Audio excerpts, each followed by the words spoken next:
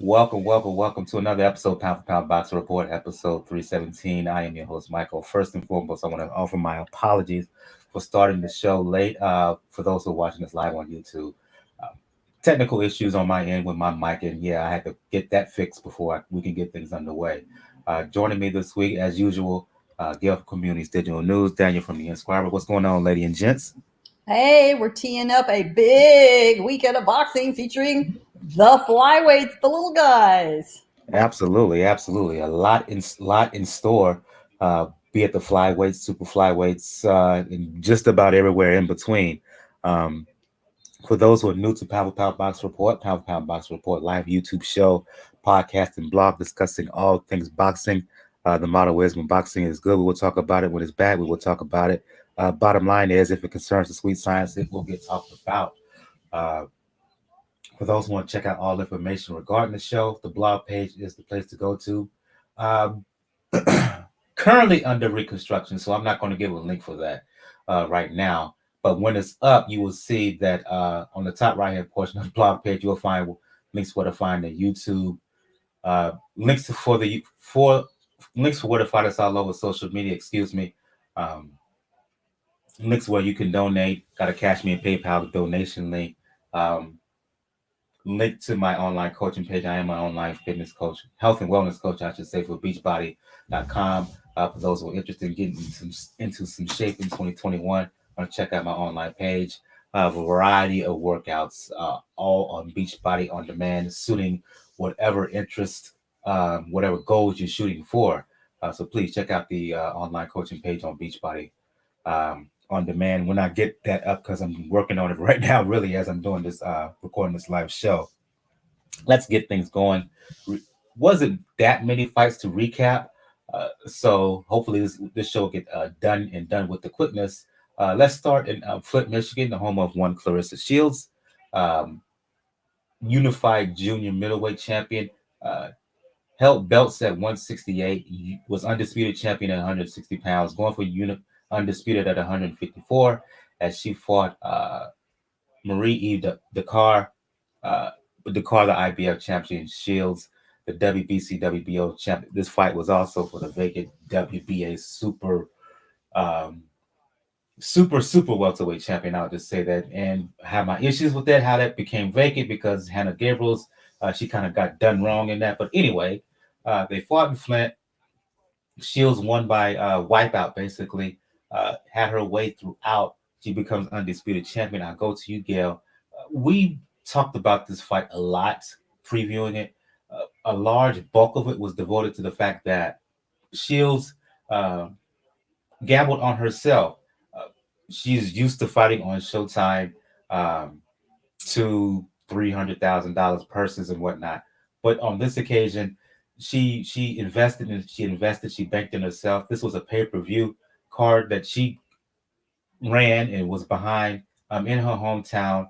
Um, Talk about the fight, if you will, but your thoughts on the event itself. How well did it go off for you? Um, what does it say about Shields? Not necessarily in the ring. We'll talk about that in a bit. But in terms of outside of the ring, in terms of Shields, the promoter, Shields, the businesswoman. Well, Shields did get an assist from Salida Promotions on this, did get an assist placing it with Fight TV streaming platform, an all women's card in her hometown of Flint, Michigan. And it came off absolutely as professional as any major broadcast or streaming event you'd like to see. The broadcast team was made up of Dan Canobio and Claudia Trejos, who did a terrific job. There were 345 people total allowed in the venue. That was the max. They did max it out. Shields got a lot of support from her sisters in boxing. A lot of the key personalities and players, certainly in North America, were there to support her.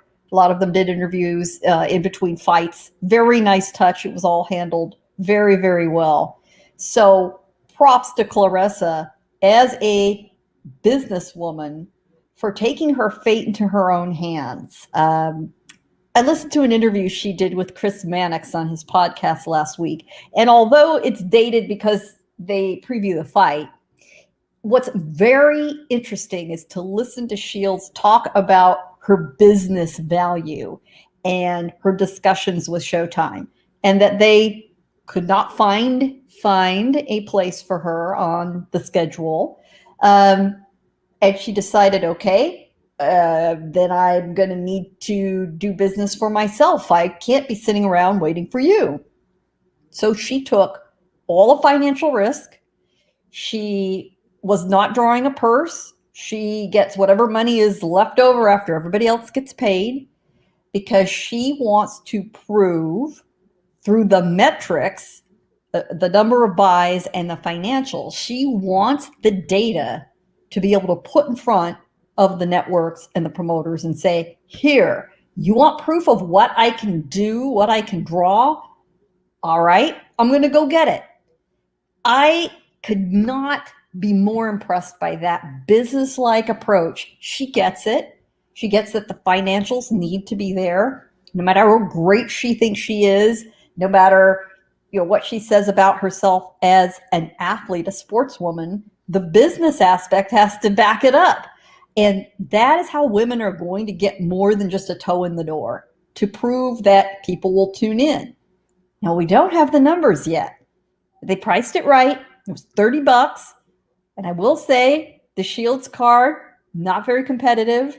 The undercards, not very competitive. They're all at varying degrees of entertainment value. And there was some novelty to it. But it was handled extremely professionally. It was enjoyable to watch, even if the ring action sort of wasn't all there. And props to her. Probably the best performer of the night was on the undercard, former Olympian and bronze medalist Marlon Esparza, got added at the last minute. She had to fight above her normal weight, and she looked good. She looked good heavier. So I hope she'll consider perhaps moving up in weight and getting some different competition, because she looks strong.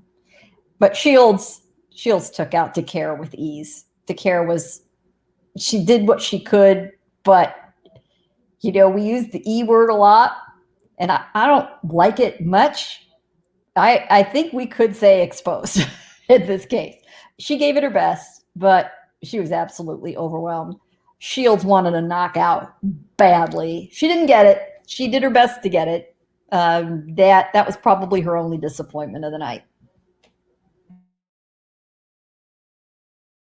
I'll go to you, Daniel. Your reaction to what you saw, and how the fight itself, as well as how the event in its entirety went off. Thumbs up, thumbs down on Shields. It was a good performance by Shields. There was really no moment in the fight where you can say that she was actually in any real trouble, and which we probably expected because she's coming down. She's still a little bit stronger at 154, so that's expected in that area. She made a little bit of history on it, but what has to be commended more than anything, number one, is a the fact that she's now becoming a big proponent of having women do 3-minute rounds, which is going to be very interesting considering what the BC has said lately. Well, not so much the BC, Mr. Suleiman, but what's probably even better is the fact that we mentioned it last week. Like she's bet on herself, and Gayle mentioned it that interview. Like she is not speaking in the language of "I'm going to be the toughest." It's saying like, "I'm going to show you graphs. I'm going to show you numbers. I'm going to show you tangible proof that I'm a draw. That I can actually put butts in seats, put eyes on viewers." And we haven't gotten the numbers yet, but for the price that it was, for the card that was in the area, Marlon was at, even as a late addition, was a good addition, especially she looked really good in that fight. It really what it does is it does up the game when it comes to Shields, because now she's undisputed in two divisions, I think. And she said it herself, by the end of the year she's gonna be in an MMA ring. No, sorry, an octagon. Whether it's Bellator or maybe even UFC, who knows? But what has to be said when it comes to this, you have to commend her. You have to commend her for doing something that not a lot of fighters are willing to do without a significant financial guarantee. And as far as going at it alone, especially going at it alone, knowing she's burned a few bridges. Like we gonna all say that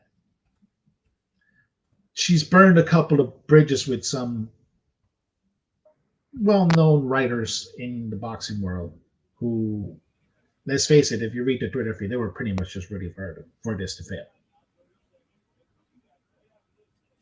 And numbers wise, if it can, it can't. But we don't know it. But good on Shields. She bet on herself. She handled herself. She didn't look like she was any nervous comes to the moment. And hey, if it made money, go on, make your money.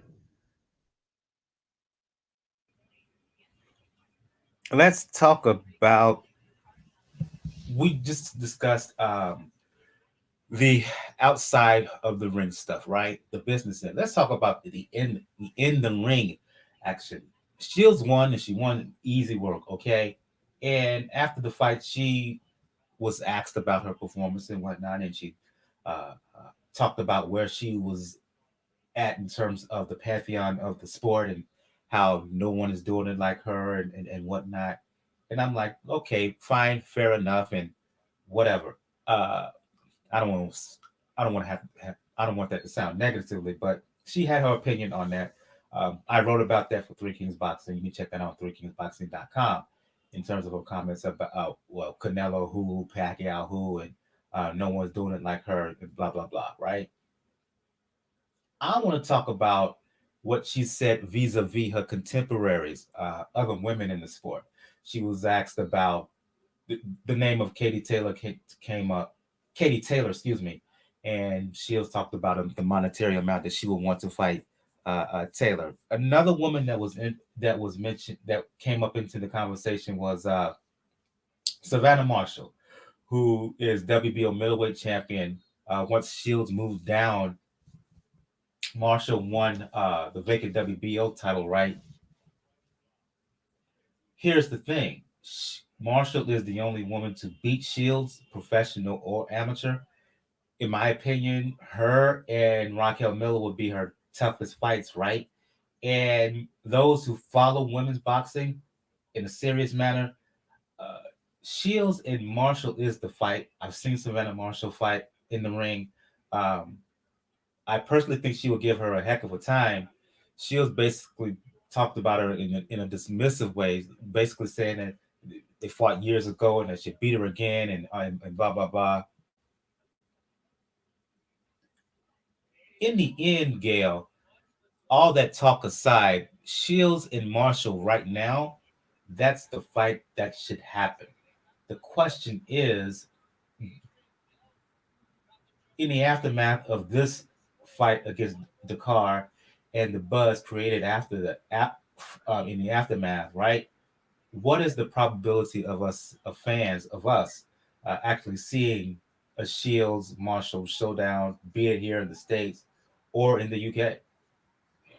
I think it's not bad. For one thing, Eddie Hearn had a lot of success last summer during the pandemic when he staged his fight camp cards outside on the Matchroom grounds, which is on the estate grounds of his father, Barry.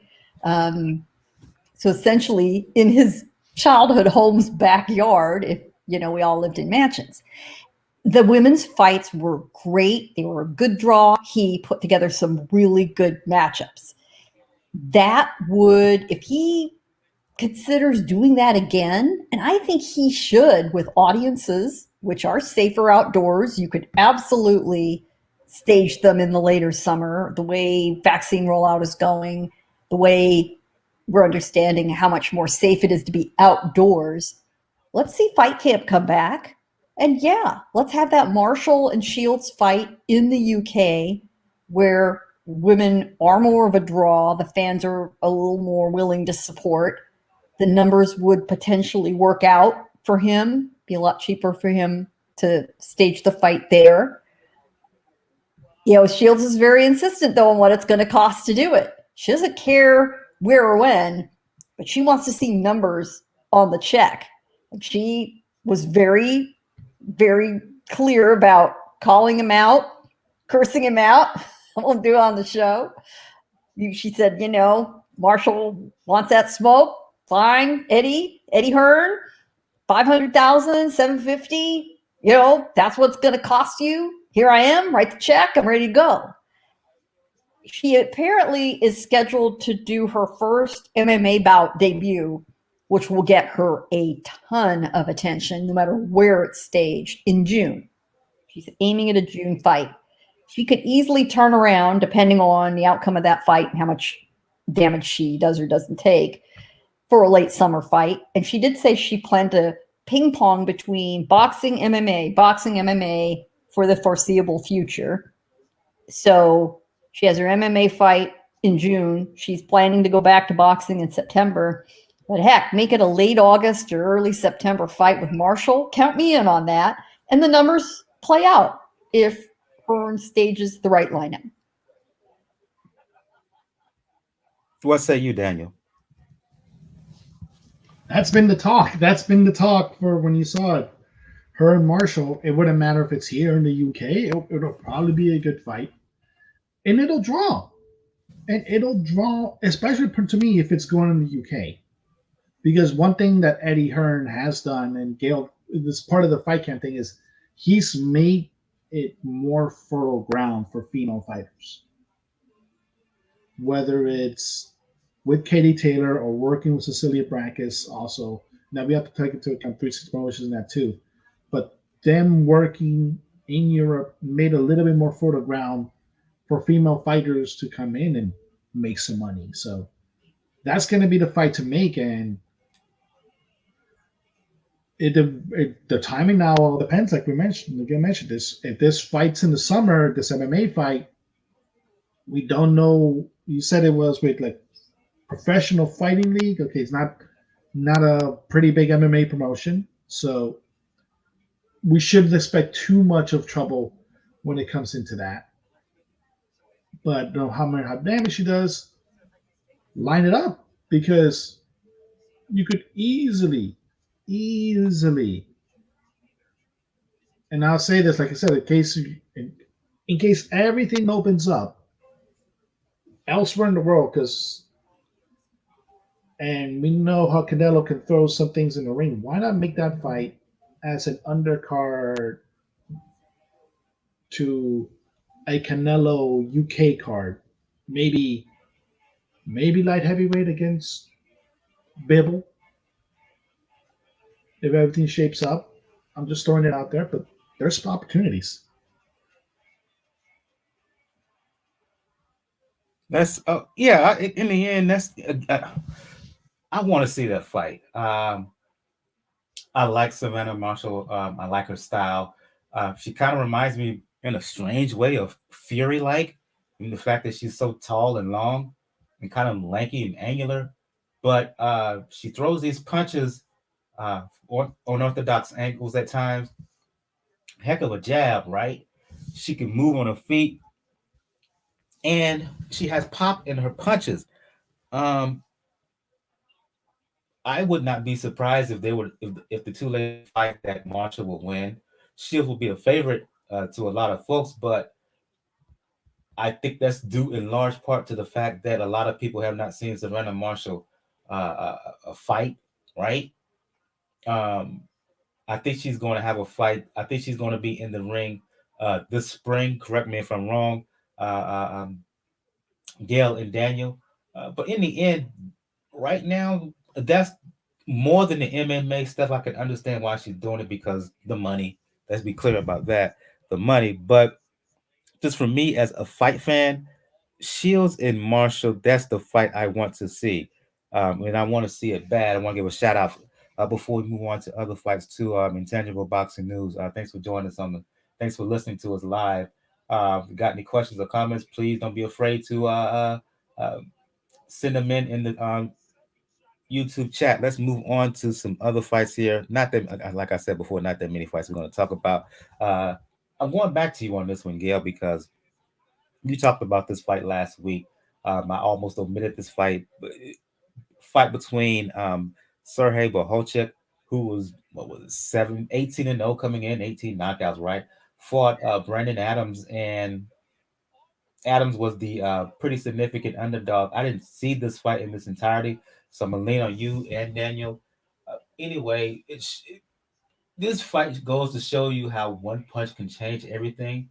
From everything I've read and from the highlights that I've seen, Bohachuk, he was leading in a pretty comfortable margin, right? And then all of a sudden, I believe it was in the eighth round, um, Adams just landed a titanic left hook. Boom!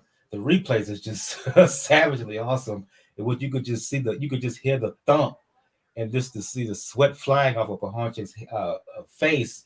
See, he got caught square on the jaw, and it was over at that point. A couple of more punches finished him off. But again, one shot, boom, and it changed everything in that fight. Your reaction to what you saw in the fight itself, Gayle? Props to Ring City so far. Ring City USA, who's been staging these fights on either Wednesday or last week's case, Thursday nights. They have been doing a damn good job. I believe Sam Kovacsky is their manager, who's formerly or might still currently be Regis Prograis manager, who was running the Churchill Gym, formerly Wildcard West in Santa Monica. He is involved, and I believe he is the matchmaker. Their matchmaking has been excellent. Serhii Bohachuk, Ukrainian, super welterweight, very talented, training with Manny Robles. This is his second fight with Manny. And because of COVID, they had long layoff. Bohachuk and Adams were supposed to fight in December. Bohachuk tested positive for COVID, so he had to sit on the sidelines, and that's when Adams scored a wicked quick knockout of his replacement opponent, and his name escapes me. But they have shifted for March to venues in Puerto Rico. And they've got they're promoter agnostic, so they have a whole roster of folks to draw from. Golden Boy fighters, Salida fighters, Miguel Cotto is putting some of his guys on the cards. TGB, I mean, it doesn't even matter where they come from. They're putting them all in the mix. And we finally get the Bohachuk-Adams fight, and Bohachuk was doing a great job. He was cutting off the ring beautifully, and it was a small ring to begin with. He was beating Adams to the punch on speed. He wasn't landing any hard, wobble your legs shots, but he was clearly in command of the fight. But Adams was still in it. He was still there. He was still trying. And sure enough, he comes along, and I'm trying to remember the round. I want to say it was in the 8th round. It was a 10-round fight, 8th round, and Bohachuk made a mistake. And it's funny. He said in an interview with me earlier in the week, what he and Manny Robles had been working on was his defense. Okay. He's a very offensive fighter, and you've got Manny Robles. They've been working on his defense. All right, that's fine. It was a defensive mistake. Dropped his right hand, and Adams' left hook just went to town. He saw it and pounced. And the first punch wobbled Bohachuk hard, but it didn't drop him. This is where Adams turned the tide. He was not going to let his opportunity get away from him. And he threw himself at Bohachuk, and he landed that left hook hard again. And that was it. Tremendous effort. And Bohachuk was ahead on all 3 cards at the time of the stoppage. So quite a surprise. Good for Adams. You know, that offers up quite a few opportunities for him at 154, which is an interesting, busy division with a lot of names kind of in the top half. And some very interesting names emerging in that, you know, bottom of the top 10 to the top 15 when you see guys like Charles Conwell and Tim Zhu. So Adams is still right in there. He's still got a lot to offer. He looked good. The one complaint about the fight, which was a universal complaint for all of the performers, in Puerto Rico, as night falls and the humidity rises, with all the decals they had on the canvas, that ring canvas was just slick. It was like a slip and slide. It was a mess. They've got to fix that before their next card there, which is coming up, I think, next week. So good for Adams. Bohachuk, this isn't fatal to him. He's young. Hopefully learning occurs, because it was simply one mistake. He was still performing well. He and Robles are going to need to go back to the gym after he has a little break finally in Ukraine. Watch tape, see what he did wrong, fix it, and get back in there. See what he's made of. I'll go to you, Daniel, for any comment on this fight. Well, the main thing he just said wrong is just that he let his hand down. Unfortunately, right for Adams to land that vicious left hook. Bohachuk was doing pretty good in the fight. Was making sure that a lot of the movement Adams was doing, he wasn't going to be able to stay away from long. A lot of movement that Adams was doing, Bohachuk was landing punches while he was moving, and he did a lot of good body work too. But you had to give it to Adams. He didn't give up. He didn't sulk, and right when it's about to be the last 2 rounds of the fight, you can pretty much tell you feel like, okay, you're probably losing the fight in the cards. You may just mail it in at that point. But he didn't, and he landed that first left hook. Landed, you could tell it rocked a little bit, and you could tell Bohachuk was trying to hold almost immediately. Almost immediately was trying to hold, but Adams was able to get free, land two combinations. And right, Bohachuk is trying to move. Boom. Beautiful left hook. Bohachuk gets up, but he's on spaghetti legs. It's a good fight overall. It does open a lot of avenues for Adams, and it's one more little wild card that you can throw in a very loaded division at 154.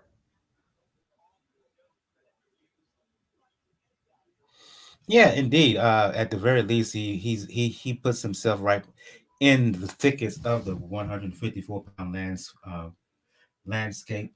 Contender status. I don't think he's ready for a championship. Not yet, not even close. But there are some fights out there for him. Going to read a comment in the chat here from Ruben Oliveras. Thank you for joining us on the show. He says, "Why is Shields the only woman in boxing that's talked about? Is there not in any other woman in the world great boxing talent? I know a lot of decent women boxers in Russia right now." Well, sir, you're right. One, two. That's pretty evident. You need to listen more to the Pound for Pound Boxing Report on a regular basis, or read some of the stuff on my with my brother over at Three Kings Boxing, because it gets talked about all the time. In my write up there, in reaction to the Shields fight, I mentioned other fighters. I mentioned other women fighters other than Shields. We've talked about other women fighters here on the Pound for Pound Box Report, but let's entertain the question here. I'm not going to be dismissive of it. He says they're not. They're he he thinks that Shields is the only woman talked about. That seems to be the instance for a lot of folks, particularly the quote unquote casuals. So to answer his question, let's mention some other ladies who do their thing in the ring. Starting with you, Daniel. Well, obviously, there's just obviously, thank you for subscribing, Ruben. But obviously, the person on the card is Martin Esparza. Like, her and Shields were like the two poster childs of their Olympic teams as far as the women. Like, you could tell that, particularly Martin. Martin was being the one that's one being groomed as being the more media friendly of the two. There's that. There's obviously Claire McCaskill, who pulled off a monumental upset last year when it came to the city of Brackus, and we're waiting for that rematch. Obviously, we still have Heather Hardy out there, who's going to make, I think, her debut at lightweight pretty soon. You have the Serrano sisters, particularly Amanda. Who else do we have that I could top that we can mention that a lot of it? Obviously, Katie Taylor. Katie Taylor's finally, like I said, it's one of the reasons that the Europe is so fertile right now is because they put a lot of money into Katie Taylor. But I think probably the main thing is also why people talk about Shields is because she's the one that does the most talking. And like I said, she's made some quote unquote enemies of a lot of some boxing writers, that some pretty well known boxing writers. And they made it a point to let them know that for more intense purposes, they want to see her fail. Just to say I told you so. And that opens up a lot of avenues and that makes people listen. Like why is he dogging her and doing this and that? It's about, unfortunately, the side effect is if you get talked negatively about it, particularly in the media, people may pay attention to you. If you get talked overly positive onto it, you stay in that little niche area until something happens to you where the casuals showed up. That's one of the semi smart things that Shields on. She's opened her mouth. Yes, it has bitter, but it has kept her name out there. I mean, we can go on. You mentioned Taylor. You mentioned um, Serrano. I can talk about the lady who I mentioned as the fight I would like to see. The woman who I like to see Shields fight. That is Savannah Marshall. And also in the discussion about her, I mentioned Raquel Miller, who has an interim champion, interim title at 154. We can talk about McCaskill, who you mentioned, Daniel, undisputed women's welterweight champion, who defeated Cecilia Bracker's long reigning champion there. Um, we can go down to 130 pounds, where Eddie Hearn has a deep interest in that division amongst the women's. He's trying to plan a unification bout um, between Terry Harper, who's the WBC champion. He has her signed. He also has a WBA junior lightweight champion, Hoon Lee Choi. Um, he has who Harper and Choi are going to fight later on this year, I believe. He also has signed Hamadouche, who's the IBF champion. Um, there's negotiations for Hamadouche to fight the WBO champion, Michaela Mayer. Um, I mentioned Serrano. You can even go further down to the ladies at people like Lourdes Suarez, Ramirez, who holds titles at 115 pounds, um, Salim Umbina, who I interviewed last year, who's a flyweight contender signed to Golden Boy. So there are a multitude of fighters out there. Do they get talked about enough? No. Then again, you don't see a lot of male fighters talked about from below lightweight. You don't see much talk about fighters at flyweight, strawweight, junior bantamweight, uh, uh, uh, super bantamweight, junior flyweight. So, and the reason in terms of Shields is not just because she may be the loudest, but let's face it, among boxing journalists, a lot of them, and I'm gonna love your assessment on this, Gail. Kind of a quota system. Well, Bad word, but it's kind of a quota system. They're only going to mention a certain number or one particular fighter, and right now that person is Shields, because not only because of her talent, because she talks and talks a lot, and a lot of people view her as a lightning rod. well, let's face it. She's done something no other fighter has done as an amateur and as a professional. So she backs it up, and she is a colorful personality. Boxing is built on colorful personalities, ladies and gentlemen. You know, we've all gotten drawn to fights because of the trash talk, friendly or not so friendly, outside the ring, the big words, the big braggadocio. Heck yeah, that's the way it goes. And that's part of the reason we love the sport, let's face it, is the personalities. But as Michael pointed out, you know, let's try to get some attention for the smaller division fighters. It's tough. This weekend is a classic example. We have an absolutely top to bottom killer card this weekend, featuring two of the most talented men at any weight in a rematch we've been waiting for 8+ years coming on. We've got a women's rematch at the top levels between Brakus, arguably the greatest women's fighter long term until Shields has a little more history under her, and Jessica McCaskill. They're on the undercard. There are also some other smaller fights on the undercard. There are other women we didn't name. Michaela Mayer has got the weight of Top Rank. They've decided she's their gal.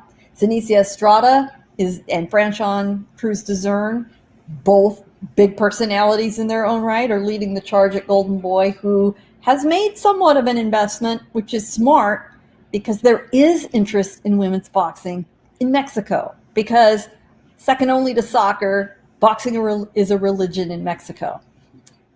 There aren't enough American, homegrown, and English-speaking, aka British or European, women fighters to catch the interest of the American public just yet. And it's a long discussion about whether the women should be fighting 3-minute rounds instead of 2 to be equitable to the men in the effort and the pay scale. There are a lot of good arguments against it and for it. I'm on the for side, all things being equal. I don't think we'll solve it on tonight's show. But the truth is, boxing is not a front page sport. It's not a lead ESPN Sports Center sport. We just hit today the 50th anniversary of arguably the 20th century's biggest single sporting event. And it wasn't a football game. It wasn't an NBA championship. It was Ali Frazier won at Madison Square Garden 50 years ago today. The world literally stopped dead to watch that fight. That does not happen anymore. And there are very few full-time paid professional boxing journalists left. Most of the people who are lucky enough to do it, you could count on a couple of hands. There are people running websites to make a little money out of a passion project, but very few of us do this for a living. And truth be told, there's only so many hours in the day. I can speak for Michael and for Daniel. I know we probably love to do more interviews and more work than we do. And, we run out of daylight. And with the women being newer faces and less of an audience draw, it's just the war of attrition and time. But with people like Shields betting on themselves and pulling forward and bringing other women up with them, like she did, she committed to having an all-women's bout card. And it's tough to matchmake because there aren't a lot of women in the elite level. So it's not like you've got a lot of women to make fights with. I think there was a heavyweight bout on the undercard, which to me was fascinating to see a women's heavyweight bout. And I think there are only 25 ranked women's heavyweights, 25 total. So there's part of the issue. The critical mass isn't there. But it's building. It's going to happen. We got to just keep pushing, eating away, taking a bite here and there where we can. I'm not sure we'll all see it even in our generation. I'm not even sure in Shields' generation, but maybe in the one coming up behind her. Indeed. So I hear what you're saying. Let me put some of your comments up here, up on the page from Ruben Oliveras. He says you're right, Daniel. In talking about Shields, he says you're right, Daniel. She's a great businesswoman and has great marketing skills for the job she loves. He also says that I'm a fan of Shields. No hate, just wish women sports had more clout in a man's dominated career. I agree with you. On that. Yeah, and Ruben, you are unfortunately, among us in a minority of sports fans and really a minority even of boxing fans. So props to you for recognizing talent when you see it, gender aside, and yay, we'll keep at it. Indeed. And thank you for your Thank you for your questions and your comments. I want to also give a shout out to Lisa. Says give a shout out to you, Gail and Daniel, as well as Ruben and to Intangible in the chat. She said also that she purchased the pay per view to support the all female card. And yes, that fight was a war. Let's move on to the discussion about Shields, the discussion about Bohachuk and his upset loss. Let's move over to France.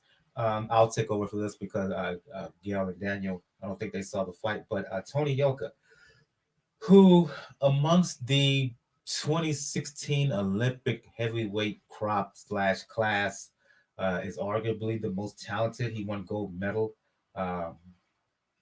in Rio, undefeated 9-0.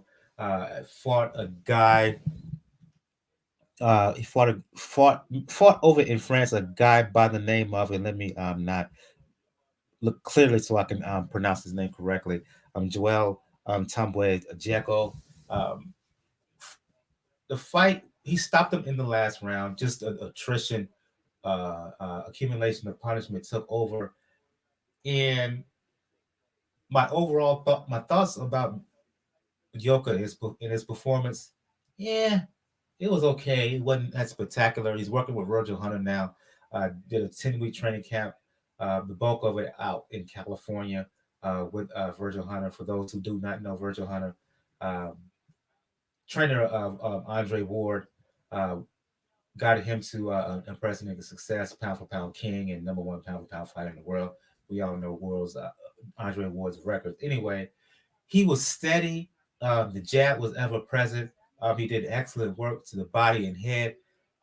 But the thing I got in watching the fight against Ajeko for most of the fight was looking to go the distance, in my opinion. He was just looking to survive almost.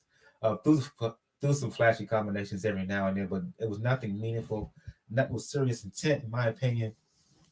I thought if Yoka would have stepped it up sooner, he could have stopped him earlier. But in the end, he saw wounded prey, and when he smelled blood like a pit bull, he pounced. Right, ended the show. The question for you, the question on the table for you, Daniel and Gail, even though you didn't see Yoka fight up until this point, your impressions of him, because in the lead up to this fight against Jeko, he's talked about wanting to fight Daniel Dubois and Joe Joyce. He's talked about, and I wrote about this for 3kingsboxing.com on 3kingsboxing.com as well. He's talked about his goal for 2021 is to move from prospect to contender, wants to be a top 10 guy by the end of the year. Based on his talent, based on prior fights you've seen of him, can he reach that goal?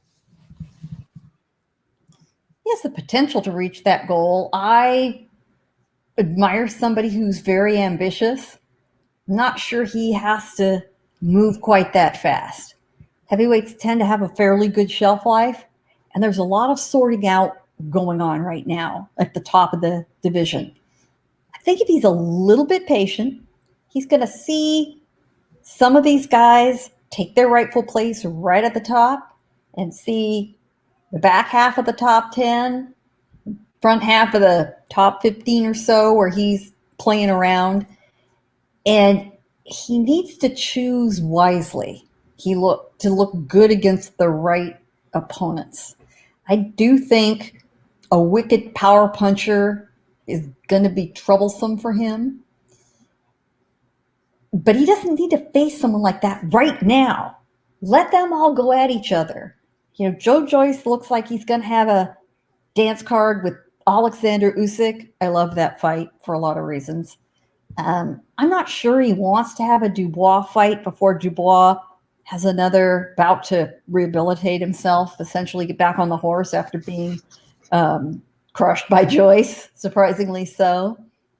Maybe he looks more at a fighter, and I'm not saying this is the matchup I want to see, but someone along the lines of a solid performer just below these guys, an Otto Wallin type of fighter would potentially be a Robert Helenius type of fighter.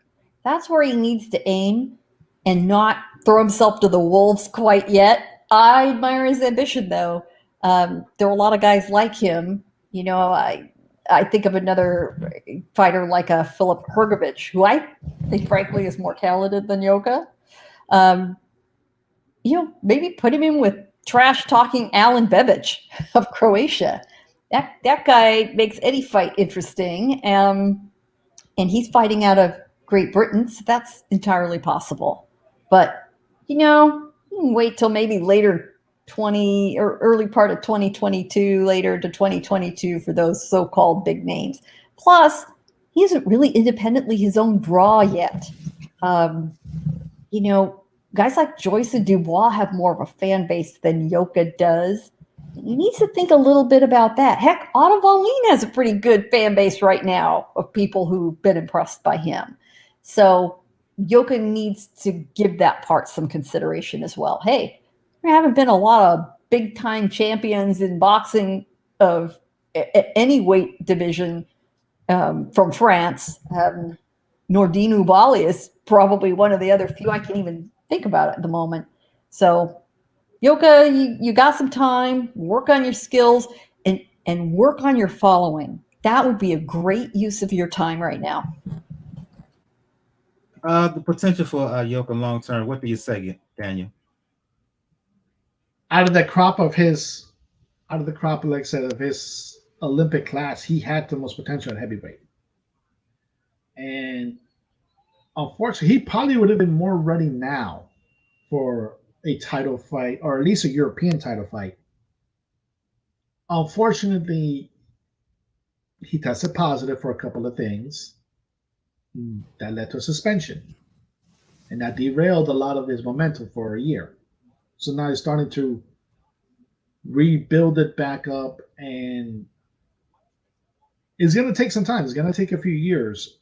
If that didn't happen, if him getting caught or him getting suspended didn't happen, he probably would have been somewhere, at least in the European title picture, or at least in the fringes, of the rankings, probably by the end of this year.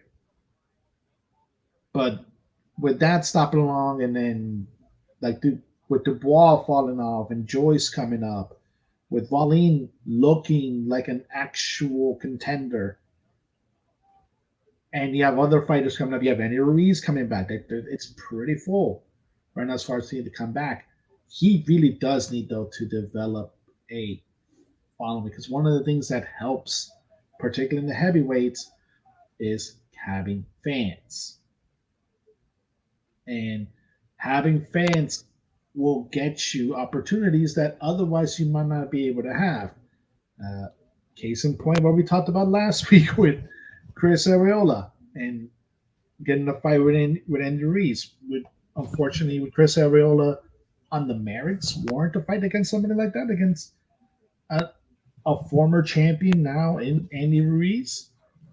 At this stage, no, but he does have a fan base, and that does help you.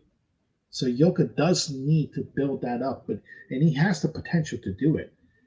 Between a fight between him and Dubois would have been outstanding if it wasn't for the fact that Dubois lost to Joyce the way he did. So that's probably going to be a fight that's going to the future, and if not, you can always lean more towards the Derek Chisoras, the Dillian Whites. You already have a natural rivalry there. It's England versus France, so there's always going to be a built-in rivalry in that. But he has a skill set. He has the look. He just needs time, and I could say probably at this stage with everything happening, he probably is not going to be ready to at least 2023. It will be interesting to see his development and his progress. And the reason I say that, because last year he signed a promotional deal with Top Rank. He was set to make his United States debut in 2020. Did happen because of the coronavirus pandemic that is still ongoing. And I emphasize that ongoing Texas, ongoing Mississippi, ongoing Florida, ongoing Georgia.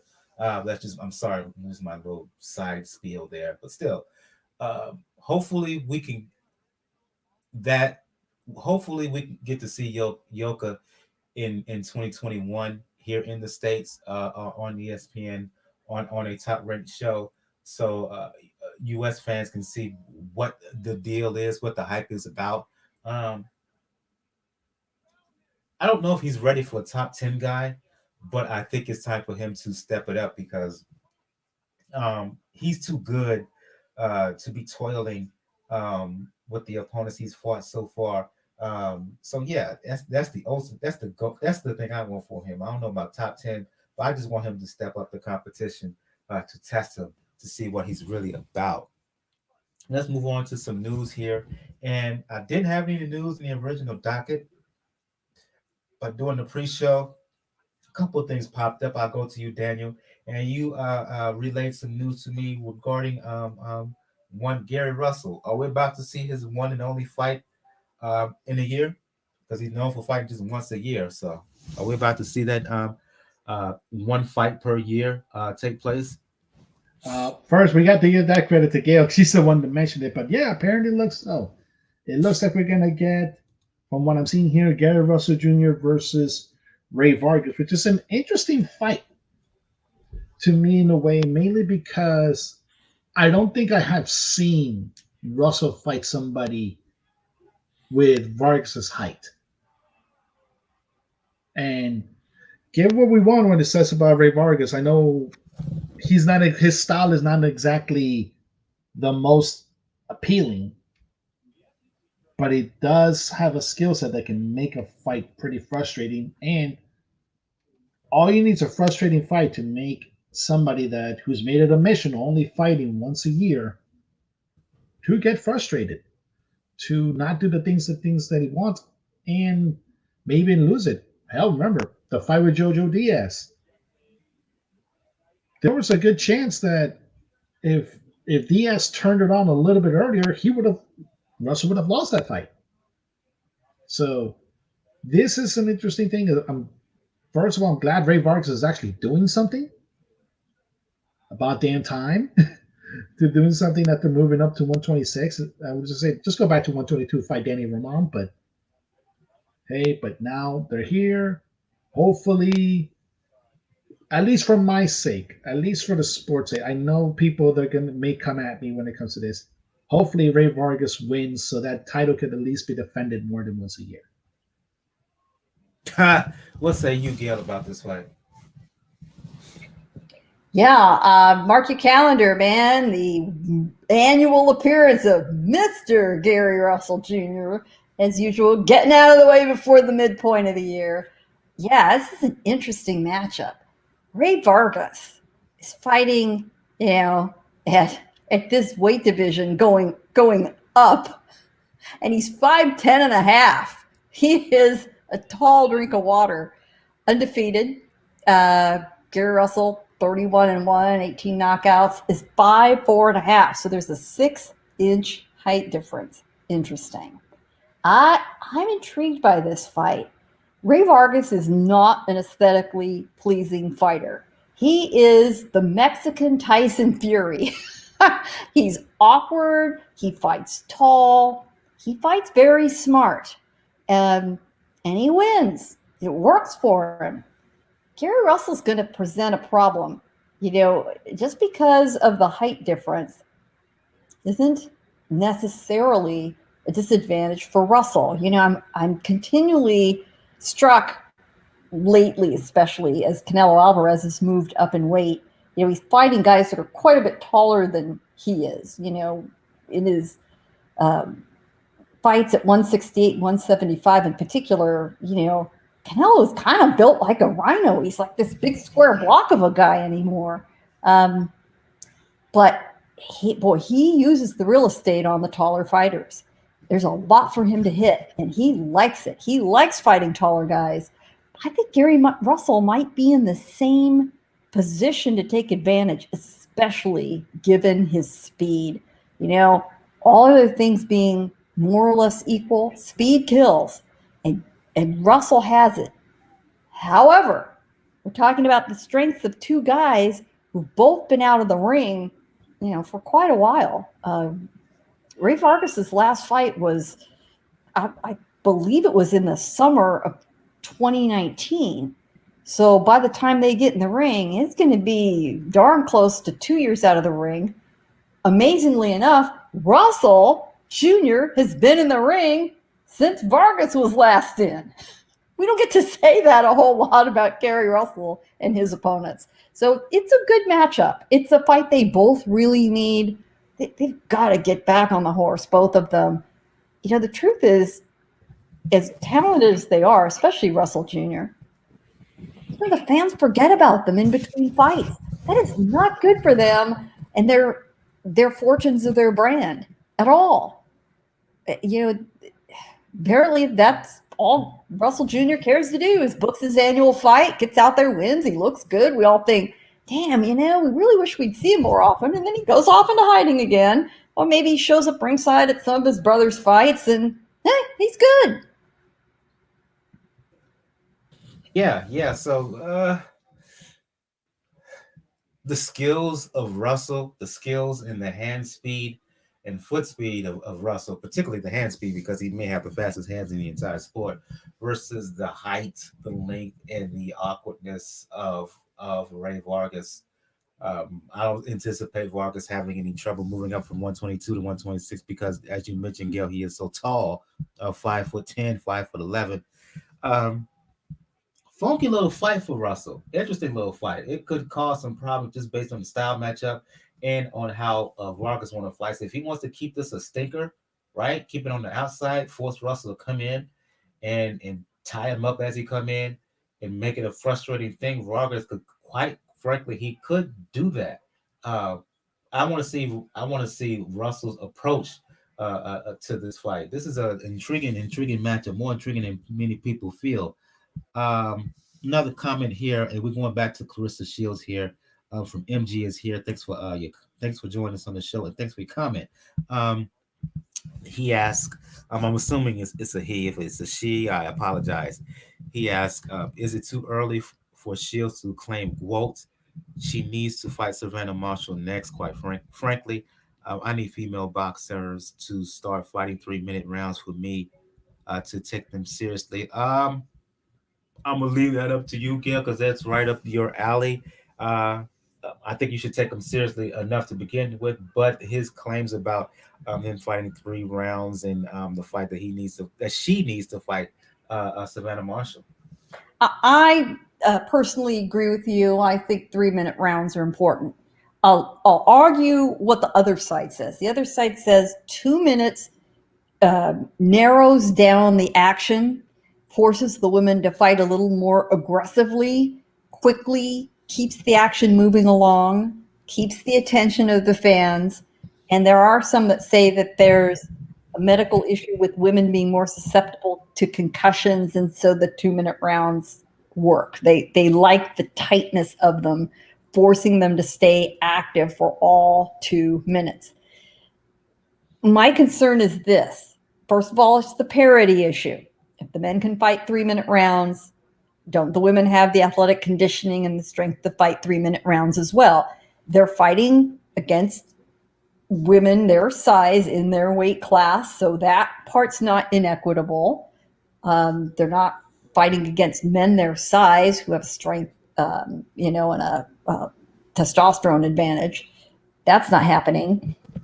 The other issue is that, and I've seen these statistics, and I wish I could quote them exactly to you, but recently I've seen very reputable numbers that show the percentage of knockouts scored by male fighters in the 3rd minute of the round is the majority of the knockouts. And it just makes sense, right? In the 3rd minute of the round, you've poured on enough damage, without a guy getting a rest in the corner to get the job done. Women don't have that 3rd minute. Shields would have come very close, if not succeeded, at scoring a knockout on Friday if she had 3 minutes to work with. And we can talk all we want about admiring craft and defense and skill. The average fan, the majority of fans, love knockouts. What were we most enthusiastic talking about from last week? That wicked Brandon Adams knockout out of nowhere of Serhii Bohachuk. So I think that's important.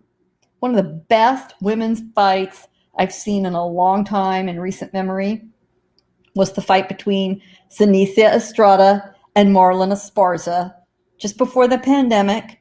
And in California, the women can fight 3-minute rounds. It's up to the state commission, by the way. There's no other reason not to fight 3-minute rounds. So if you're in California, Nevada, New Jersey, handful of other states, the women can fight 3-minute rounds. And that was a blistering good offensive fight between two women that were very well matched, who hate each other's guts. It was great. And I'm convinced fighting the 3-minute rounds made the big difference with them. And folks listening, if you can find that fight on YouTube, Estrada versus Esparza, cracking good fight. It will change your mind about women's boxing.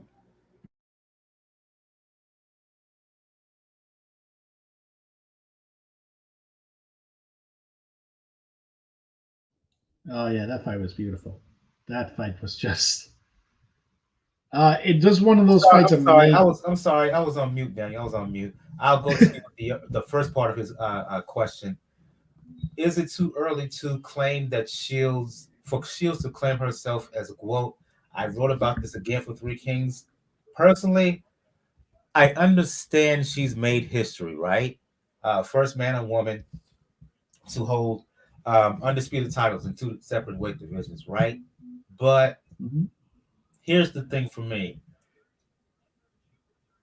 She has the right to call herself whatever she wants, but is she truly the greatest woman of all time? When there's still some dispute of whether she's even the best women's pound for pound fighter in the world today? That's the difficult part of it because you have to look at to what's on paper than what you're seeing it. It's one of the great questions actually when people going into it.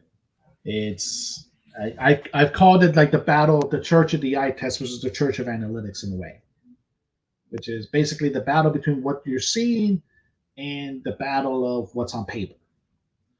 And this is one of those areas. Like if you look at on paper, the things that Claressa has done, yeah, it can merit the case to being into it as far as greatest women of all time. But she has to emphasize it, greatest women of all time. Don't say it in combat sports because I'm sorry, Amanda Nunes exists. But it has to be in boxing. That's going to be a different tell because yes, we know. Granted, the competition may not have been always be the best, but we've seen Cecilia Brackets have a decade of dominance in the division, who just now lost to McCaskill in that area. And you have to mention there's some unfinished business at middleweight that you have to do. And that was the first division that she cleaned out. We have to remember she was the one that stepped up to try to get and make it undisputed when she made the fight with Christina Hammer. And she proved the point with Christina Hammer. Now she has to do it again with Marshall. So there's a debate there.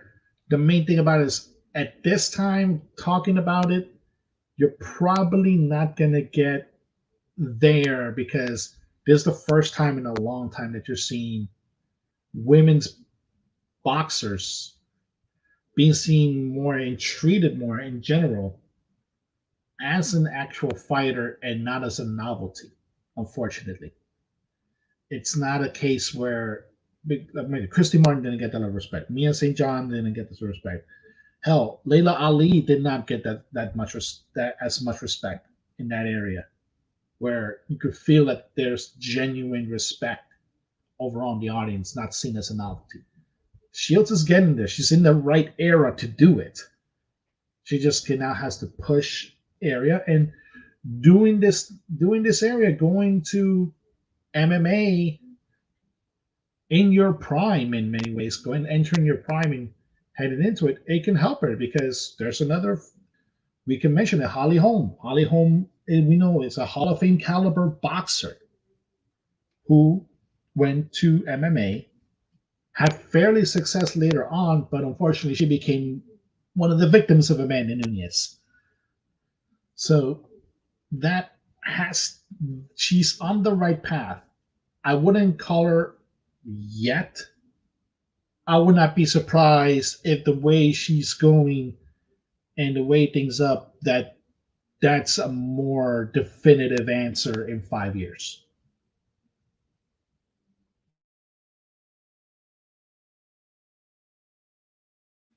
And to your other comment about Shields, she needs to fight Marshall next. I absolutely agree. We talked about that earlier in the chat, so you was spot on in terms of that.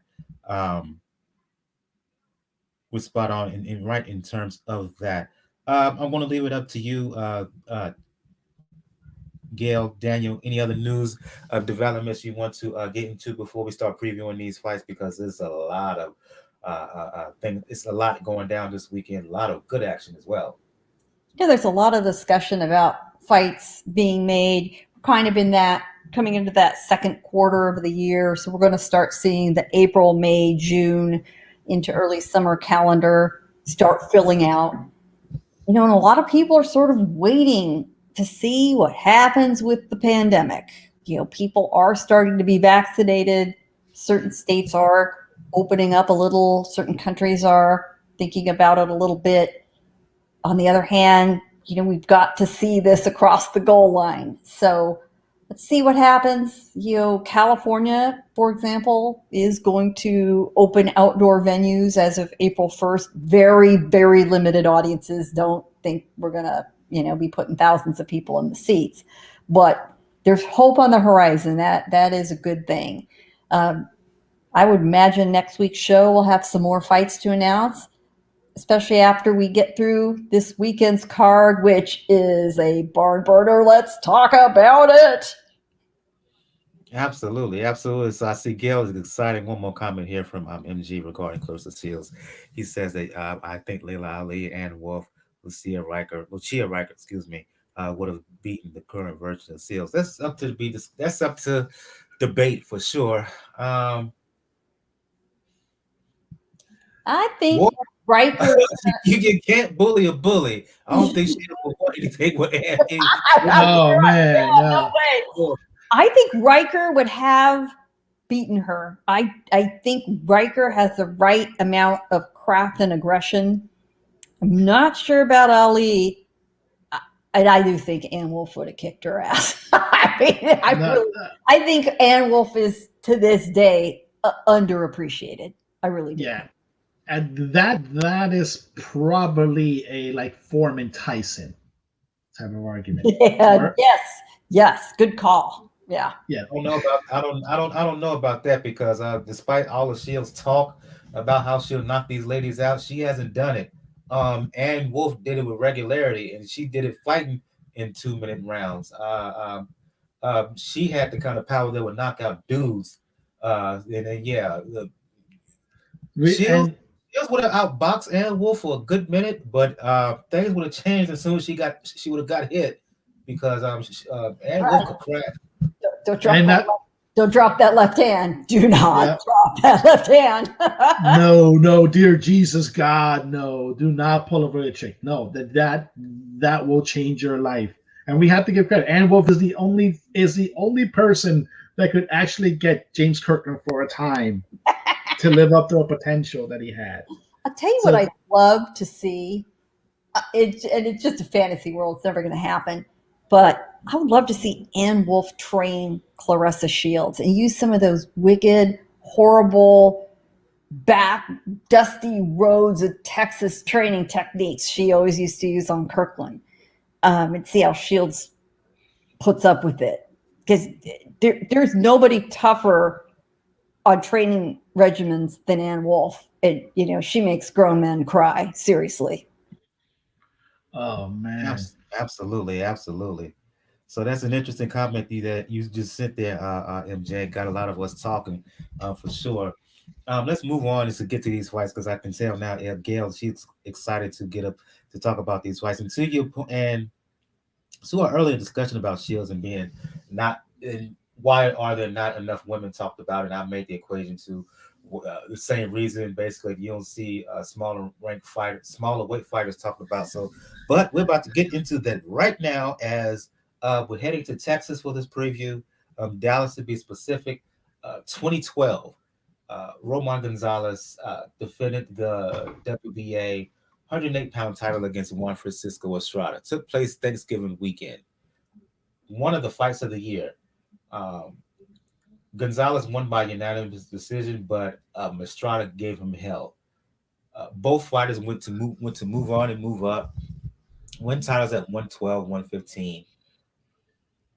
Estrada had a dominant reign at 112 pounds. Uh, Guy Chocolatito, excuse me, went on to reach the level of top pound for pound fighter in the world. Had the shine knocked off of him in 2017 when he lost twice to Serhii Bohachuk side. Gained a lot of that luster back when he knocked out Cal Yafai to win WBA junior bantamweight title in 2020, January 2020, I believe it was. Um, I say all that to say that sets up the long-awaited, highly anticipated rematch between Gallo Estrada and Chocolatito in Texas, live on the zone. Um, I'll go to you on this one, Daniel, first. Um, are you? Is this fight so? The fight was really, really good the first time. I'm anticipating to be equally as good in the rematch, even though the fighters are older. Is this a case where you're not even going to try to score? You're just going to enjoy it for what it is. That'll probably be me in the first half of the fight. But what's going to happen is the back of my head is going to say, remember, Gallo won the first fight, even though officially it was given to Gonzalez. I'm one of the people that thinks that Gallo won. So that's going to be an interesting tell once it comes to later rounds. But this has been a long time coming when it comes to a rematch between these two. Certain things, certain events, certain moves made by both teams made it so that it wasn't that much of a possibility. But now they've circled around each other. They fought similar opponents, mainly Quadras, and run the side. Now that is going to be a hell of a fight because now you're going into a guy who knows what he needs to do. It was such a close fight last time. He knows what he needs to do to make sure to not let Chocolatito's work rate get the best of him this time, as far as the scorecards go. And for Chocolatito, this is, like I said, this is a thing to prove yourself. You have to say that, okay, yeah, Ramvasai is technically my Paulie Ayala, but everybody else, 115, 112, I'm still better than you. This is one of the fights that can prove it. So this is going to be very interesting to tell. We've seen Chocolatito come back with a little bit more of a fire, and we know Quadras is bringing. He knows what's going on into the landscape of it, especially when it comes to Mexican fighters and what he needs to do to get his name up there. So, yeah, the first half of the fight, I may be just watching it, but then I'm probably gonna pop up my scorecard in the second half of the fight just to see if the first fight just seems to happen again, which it just might.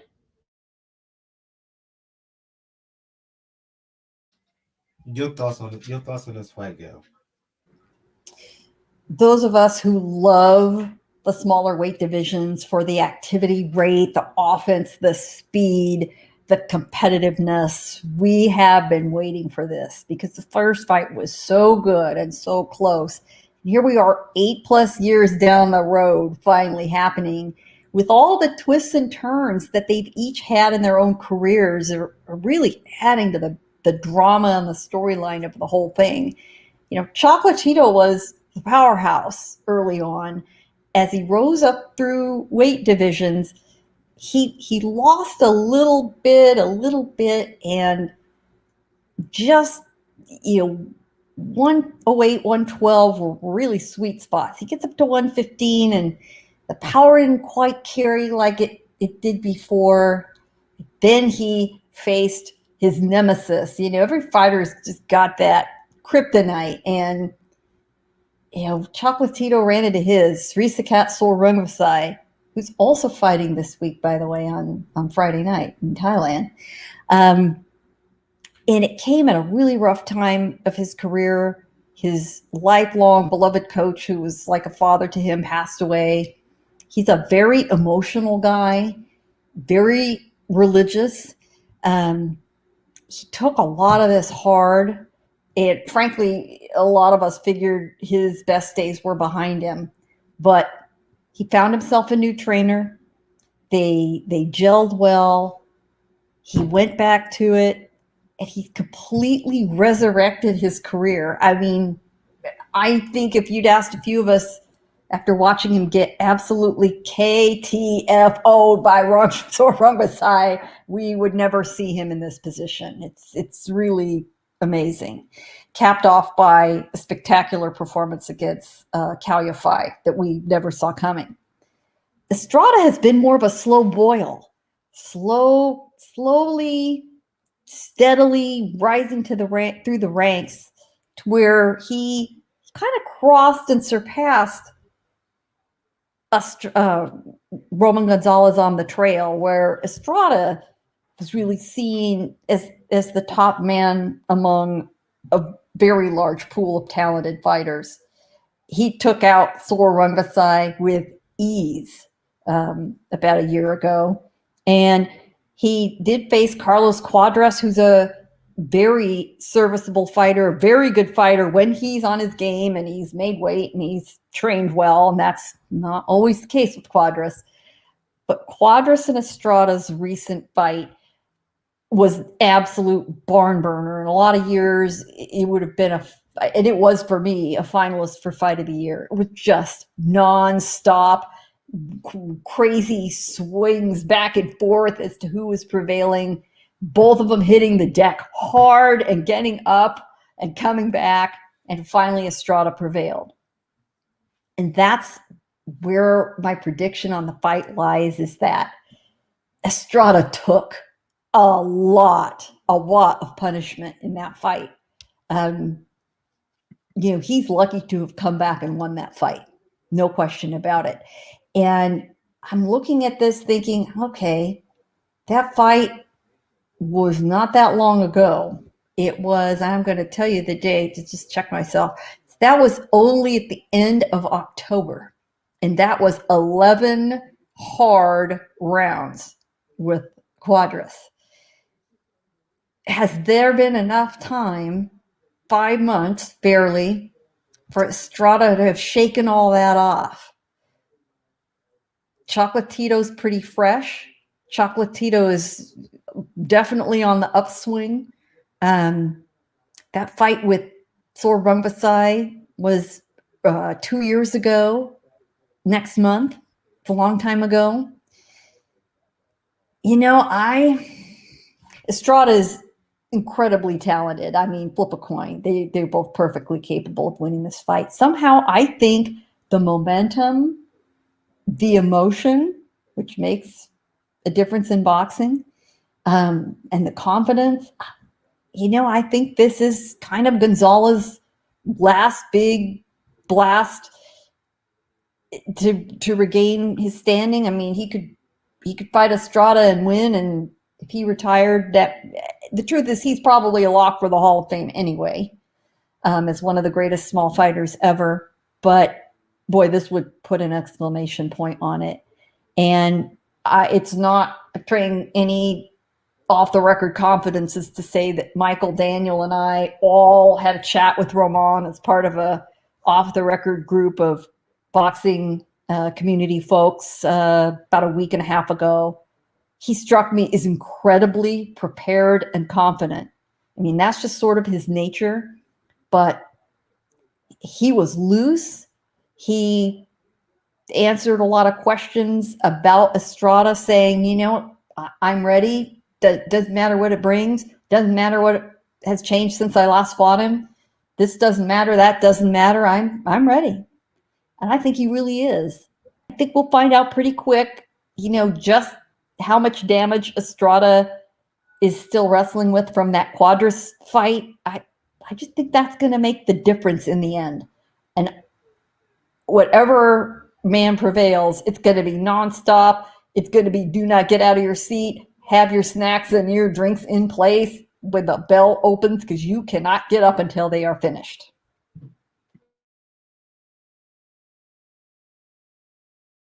Two issues for me. Uh,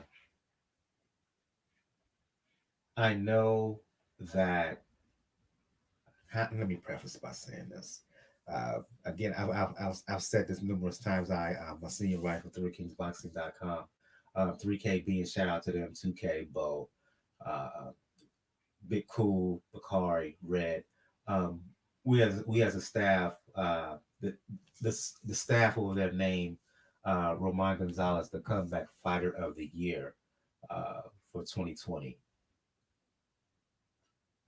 I still have a little bit slight questions whether Roman is all the way quote unquote back. And I say that based on his win over Defy to regain the belt. Was that a case of Roman returning to powerful pound form, or was it him taking advantage over a Yafai who, while a champion, was never considered an elite guy? Conversely, to Gayle's point, how much did that second fight Quadras take out of Gallo? Because that was a tough fight. He was hurt in that bout. He was put down in that bout, right? Uh, uh, Nip and tuck all the way. He didn't have a moment of real rest in there. In the end, I'm going with Estrada. Um, I think he's going to be motivated in the same way that he was for the second fight against Sorvangwasai. He was just jacked to the moon for that second fight, and you could tell from second one. In this fight, he's been wanting this fight. He's been wanting a rematch with Roman ever since that defeat 8 years ago. Uh, I think he's a better fighter then. I think he's a better fighter now as opposed to then. While I'm not going to say that Chocolatito is worse, I'll just say that he's older. And you just can't come back. And just like we can uh, have a little bit of questions about Gaio for me, those two fights with Rungvisai, those were punishing. The way he got splattered all over that ring like pancake batter in that second fight, uh, that's still something to recover from physically and mentally. Um, I think that Gallo is going to use his legs. I think Gallo is one of the more intelligent fighters in the world. Um, I think he's going to put it together for this rematch against Roman, much in the same way that he did against Risakat. Uh, what was that? 2019, I think that fight was. Um, I'm going to pick him by decision. Are you going to have? Do you have an official prediction, uh, uh, Daniel and Gail? I say Gallo overcomes. Mm. Now I'm going with Chocolatito, and I do think they'll go the distance. I think they'll pound at each other for 12 very entertaining rounds, and Chocolatito will get the nod. And we might just get a third fight. Who knows? Oh, that would be fun. If we could Oh, get like Gail mentioned like in the chat, if we could get the same Roman that was as calm as he was talking to there, we might get that third fight. And yeah, just Birdman hand wrote that. let's move on to talk about other fights here. I'm going to leave it up to. I may split this because we're running a little bit long. Um, I will go to you. Back to you, Gail. Jessica McCaskill was the 2020 Women's Fighter of the Year, largely based off of her win against Cecilia Bracken. She upset Bracken in October 2020 in Oklahoma to become undisputed welterweight champion. They're going to fight a rematch on the undercard of Estrada Chocolatito 2. Uh, your thoughts? Also, very much looking forward to this fight. McCaskill was really a revelation, taking out Brackus. There was some question by observers whether she really won. I count myself as a huge Brackus admirer. I think she's brilliant, and I'm absolutely sure in my heart McCaskill earned that victory. I wasn't sure, and a lot of people weren't sure that Brackus was going to come back. After the fight, initially, she really sounded like she had just all but announced her retirement. But no fighter of that caliber wants to go out on a loss. I don't care who you are. And she's no different. So she is back, try to avenge it. I think it's going to be another very close competitive fight. They both have something to prove. McCaskill needs to prove it wasn't a fluke. Brackus needs to prove her whole career didn't boil down to this one last fight that was a loss. I imagine if she wins, then she is at a crossroads. Brackus, does she want to retire on a win, or does she want that career defining fight with somebody like Katie Taylor or Claressa Shields? Not sure. But she's got to get past McCaskill first, and that is not going to be easy.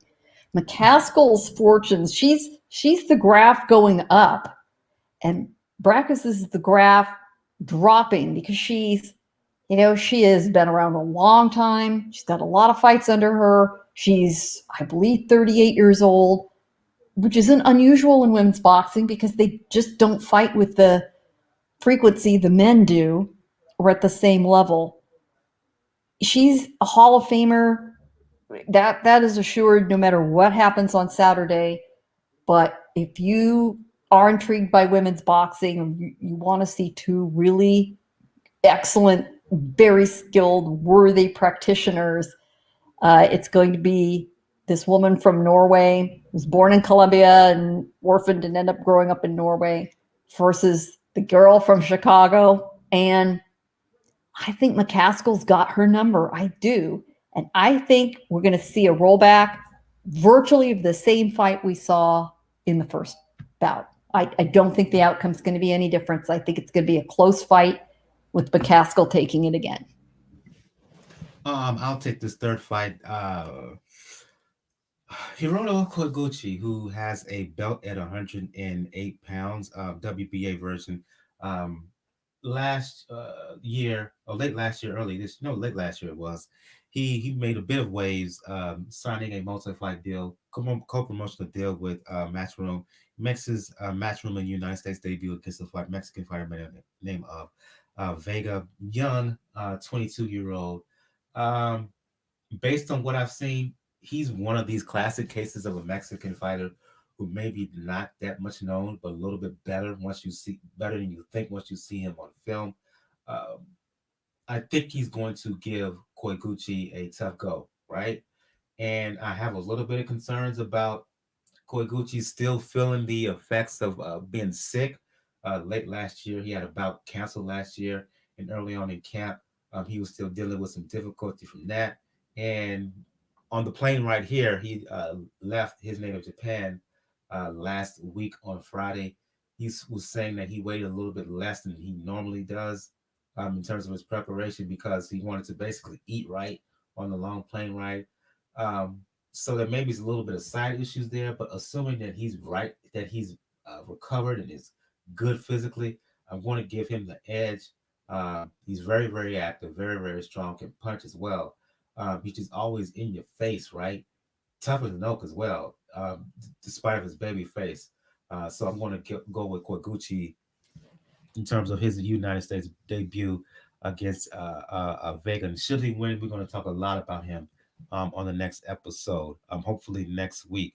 I'll go to you, Daniel.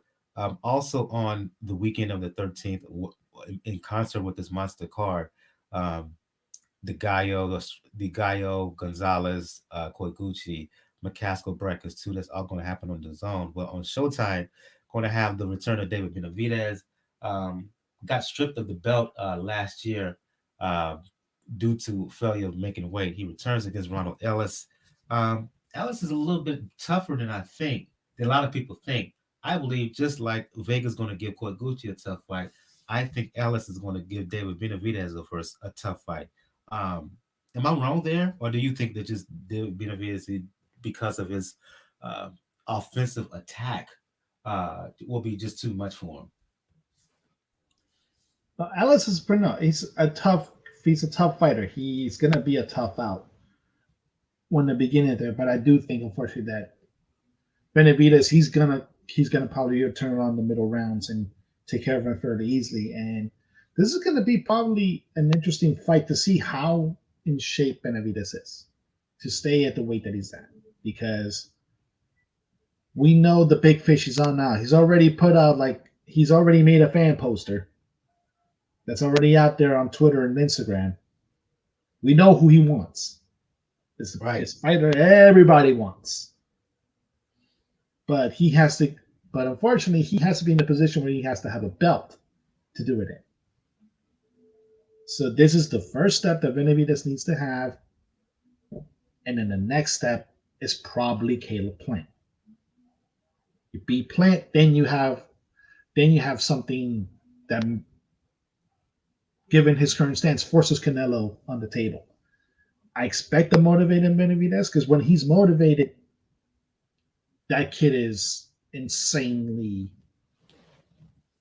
unstoppable. If he keeps himself motivated and keep himself in weight, and I think he is in this case because he sees the big fish out there, and he sees that the big fish has no problem working across network and working across promotional lines right now. So this is his best chance to do it in, and we'll say it again. It'll give Showtime more, let's say that Showtime more opportunities to hype up some numbers that they felt uneasy about in their last card. Absolutely. Now I think we're going to begin to stop things on that note. Unless there's other fights that Gayle, Daniel, that you're interested in before we sign off. Well, you know us, we can talk forever. Do look up, folks. Sorang Vasai is in the ring on the 12th, which will be interesting. He's got a Thai opponent, and he'll probably flatten him like a, I thought that was on the 13th. My bad. Is it on the 13th? I might be on the 12th there.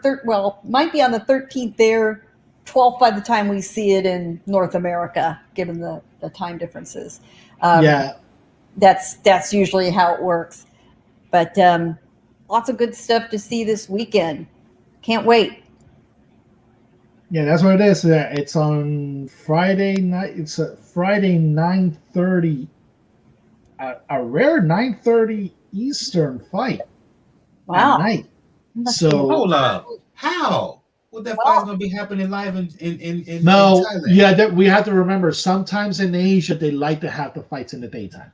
Yeah, let me check this. They frequently do, and I highly recommend it. And if you're on boxing Twitter, which hopefully you are all on boxing Twitter. If you are not following, if you are not following the infamous Tim Boxeo, Tim, man's name Tim Boxeo, Tim Boxeo has got all the streams, free club show and international streams from around the world on his Twitter feed. A lot of fights from Southeast Asia, a lot of the club fights that are south of the border. These are not hacked streams, nothing like that. This is, completely legit. And it's a lot of fun to watch fights on Thai TV. So I highly recommend. Tim always has got them lined up for you. It's a good place to find them. It's not coming up for me. And let me look it up right quick because I may have to cover that fight with Three Kings, and I want to be sure. Yeah, it's 9:30 p.m. Eastern on the Zone. There it is. On the Zone it says it's going to be okay. Good. Friday night. Pick that up. So that's good news for those of you who are DAZN Okay, subscribers, you have a friend who's a DAZN subscriber. and privately on Twitter, leave me that Tim Boxeo link because I might hit him up. Yeah. All you have to do is follow him, folks. Everyone within the sound of my voice, he is on Twitter, and the handle is Tim Boxeo. That's the Indeed, stream. indeed. Yep. Yeah, he's the king And I on want that. Yes. Indeed. I want to thank everybody who joined us in the live YouTube chat. I want to thank MG is here. Thank you for your comments and your questions regarding Claressa Shields. Lisa, always a avid follower and devoted follower and fan of the show. Got to have her back sometime. You've heard her in the past here on Pound for Pound Box Report. I want to thank Ruben Oliveros for his comments and questions as well. And last but certainly not least, intangible boxing news. I want to go around the panel here. Begin the show with ladies first. It started the show with ladies first. Want to end it with ladies first as well. Gayle Communities Digital News and creator of the Falcon Valley Group. For those who want to talk boxing, for those who want to talk media, for those media because you do teach and train. You do media teaching on the side. Excuse me. Or for those who want to check you out next time you appear on TMZ Live, let the folks know where they can hit you up. Damn, I got bumped from the show last week, but I am back on board for this Wednesday, and I hope we're done talking about the royal family by then. In the meantime, let's talk boxing. I'm at Communities Digital News with my regular column, COMMDIGI News, comdiginews.com is where that appears. I'm on the various interwebs as PR Pro San Diego. That's my day job. And earlier this week, before we get to the big card on the weekend, I'm going to be doing a video chat and posting it with two good-looking young Puerto Rican prospects, two brothers, Dominic and Marcus Valle. They're going to be on the Telemundo card this Friday. They're managed by Tim Van Newhouse, who knows how to spot some talent. He's also the manager of Teofimo Lopez. And, we've got quite the rising group of young talent all out of Puerto Rico, Caribbean, Florida, all sort of convening on the Florida gyms. These guys both are being trained in West Haven, Florida. And they're both signed to a modeling contract, too. Can we say the Charlo brothers? So it'll be interesting. And I'll have that posted and hope you give it a look. Indeed. Go to you, Daniel, from the Inscriber, as well as the Inscriber and For Boxing News podcast for those who want to talk the sweet science, for those who want to talk the NBA, especially when it comes to the Miami Heat. Or for those who want to check you out on Twitter, pushing back against nonsense, let the folks know where they can hit you up. You can find me on Twitter, RAWKUZ99, Ruckus99. And yeah, definitely check it out. I think we're going to start this Sunday again with the stream into it. I wasn't able to do it last week. There was something I had to handle. But I'm more glad to put into it because it's starting to get hot, folks. It's starting to get hot. And it's becoming really hot right now if you're in the University of Kansas, considering what just happened with the football program. Oh, yeah. That. Just that because Les Miles. That's just, oh boy. I'll just leave that alone for right now. For those who want to talk music, boxing, fitness, you know what it is with me on Twitter, Brother JR at Brother JR76. I'm not going to say as I said earlier in the show, because the blog page is still under construction. I'm working on it right now, as a matter of fact, but it is coming. I'll give you details on that soon. On the next episode. But if you're checking us out on YouTube, live here on YouTube, or checking us out on the YouTube later, or even on the various platforms that distribute podcasts and whatnot, because to Daniel's earlier point, Les Miles, he is out the door as Kansas head football coach. But yeah, back to the boxing thing. If you're checking us out on YouTube, just hit the description below. If you're checking it out via podcast on Spotify, iTunes, you can see it in the description for each episode and whatnot. Find us on social media where you can donate and where you can donate. Yeah, and the online coaching page will be back on the blog once that is finished up. Um, Cash Me, PayPal, donation links. Let donation be the best nation. If you like what you've heard on YouTube, please make sure you hit that like button. Please make sure to subscribe. If you're checking us out on iTunes and Spotify, please make sure you hit that like button. Please make sure you subscribe to us on both of those platforms. On iTunes, 5-star review will get read on a future episode. Next episode, we will do a full breakdown of the rematch between Juan Francisco Estrada and Roman Gonzalez. We will do a recap of Koiguchi in his United States debut against Aragon, as well as a full in-depth recap of the rematch between Jessica McCaskill and Cecilia Brackets. We also talk about David Benavidez, his fight against Ronald Ellis, and we will do a preview of the return of Artur Beterbiev defending his unified WBC IBF light heavyweight titles. He's going to be fighting Adam Dames in Russia. That fight is going to be on ESPN in Moscow. That's going to be on the 20th. Also on the 20th, um, interesting matchup between Virgil Ortiz Jr., promising, really, really talented welterweight prospect. He's going to fight Maurice Hooker on the undercard of that. Juan Cesar Cano, he's going to be fighting Jonathan Navarro. Other fights that's going to be happening. Uh, if you're interested, it may be a boring one because we're talking Lawrence Okoli, but he's getting his world title shot. He's fighting for the vacant WBO cruiserweight title. So yeah, if you watch it, don't say I Nah, didn't warn you. we Don't keep say it I didn't real warn you. here. The We fights keep are it boring. real. Yeah, So yeah. We like craft, but hey, some guys are boring. Okay.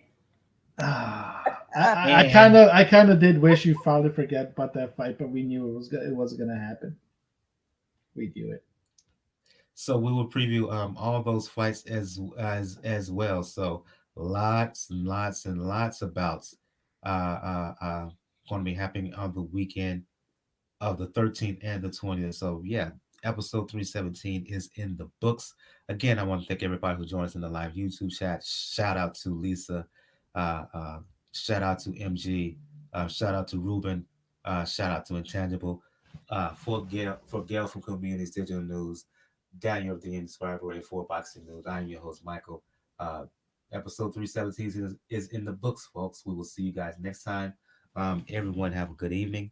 Good night.